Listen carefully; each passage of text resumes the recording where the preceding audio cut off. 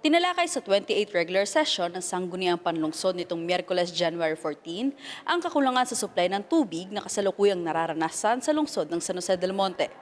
Matatandaang sa mga nakalipas na araw, inanunsyo ng water concessionaire na Prime Water San Jose del Monte na nagsagawa ito ng emergency water treatment plant maintenance activity sa malaking bahagi ng lungsod kaya naranasan ng water interruption. Sa privilege speech ni District 2 City Councilor Dr. Vanessa Michelle S. Roquero, hinimok nito ang Prime Water na ayusin ang serbisyo nito dahil lubhang apektado na ang pang-araw-araw na pamumuhay ng mga San Joseño. Dahil napakatagal na nitong issue ng tubig na ako personally na na-encounter ko na talagang supply ng tubig at hindi naman tayo nagkulang sa pagpapatawag sa mga kinatawan ng Prime Water. Ngunit hindi kami naging kontento at hindi naging sapat ang kanilang pag-update at pag-ulat sa amin kung ano na ba ang talagang sa kasalukuyang estado hanggang ngayon, no? So itong nangyaring nung nakaraang 4 na araw na talagang malala na talaga kasi bigla na lang nawalan ng tubig na wala man lang abiso. Na hindi man lang nakapaghanda yung ating mga mamamayan, lalo-lalo na sa District 2. Kaya maraming nahirapan ng mga tao, mga senior citizens na nagbabayad pa pala sila para umupa na mag-iigib para sa kanila, mga PWD na hindi naman nakakapaglakad, na hindi naman pwede ring magbuhat. Kaya ginawa natin ito para manawagan na kung sakasakali man, wag naman sana, ay magpaabiso sila ng maaga, magbigay sila ng advisory, magbigay sila ng babala para man lang makapaghanda ang tao at makapag-ipon ng tubig. Ito ang nagtulak sa kabuuan ng konseho upang mas paigtingin pa ang mga hakbang upang panagutin ang naturang water concessionaire.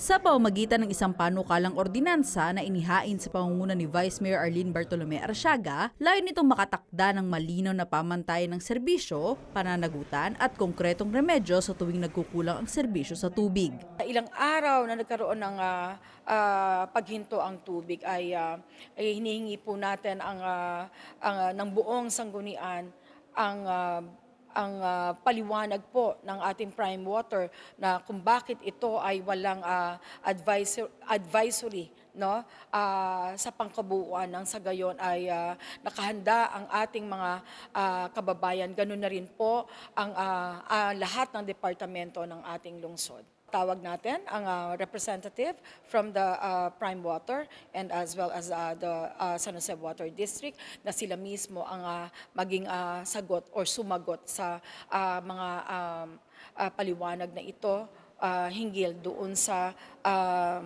paghinto ng operation natin. Because everybody knows na hindi naman ang local government unit or walang kinalaman ang local government unit sa operations ng ating water facility. Nagpapatuloy naman ang pag-alalay ng pamahalaan lungsod sa pamamagitan ng walang tigil na water delivery ng Task Force Tugon sa iba't ibang mga barangay sa lungsod. Aktibo ring nakikipag-ugnayan ng pamahalaan lungsod sa Local Water Utilities Administration o LUA na siyang nangangasiwa sa mga water districts para naman sa pangmatagalang solusyon na matugunan ang pangangailangan sa tubig ng mga San Joseño.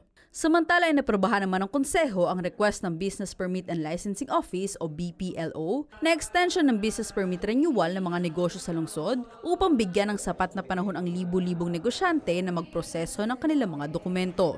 Bukod dito ay naprobahan din ng konseho ang 2026 annual budget ng mga pamahalaang barangay ng Poblasyon at San Martin Fort.